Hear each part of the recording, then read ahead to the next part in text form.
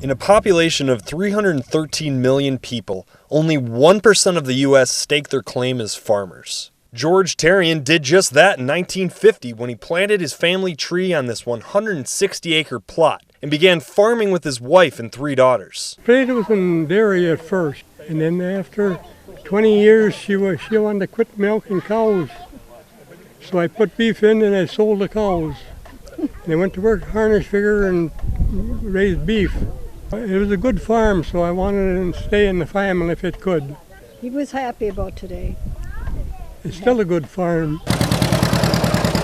He's happy because not only did the farm stay in the family, but now his daughter and the son he never had get the chance to share their 27 years of experience in raising Limousin beef on these hallowed grounds. I enjoy sharing and teaching and explaining and giving people a sense of how it works and why we do what we do and how you do it and what it involves. It's all part of the Marquette Food Co-op's series of farm tours that help connect customers to the farmers that are producing their food locally. And then you can hear a calf nurse because it's got sound too. The Gindens open the doors to nearly everything on their farm for all to see, including their kitchen. When you sit down to eat, thinking about where your food came from is probably the last thing on your mind.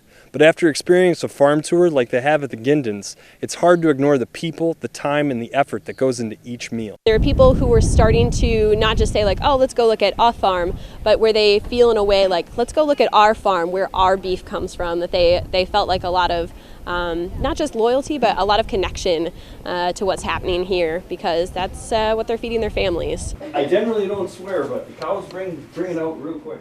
The Gindens have worked tirelessly over the years to provide healthy food to countless communities, a task that requires a lot of energy and attention to detail. But Matt and Barb make time for the place they love. I guess that's the land becomes a part of you. It's hard to explain, but if you're a farmer and you really like farming, it's not just an asset that you own, it's a part of you. In Cornell, I'm Rick Tarsitano reporting for ABC 10 and CW5.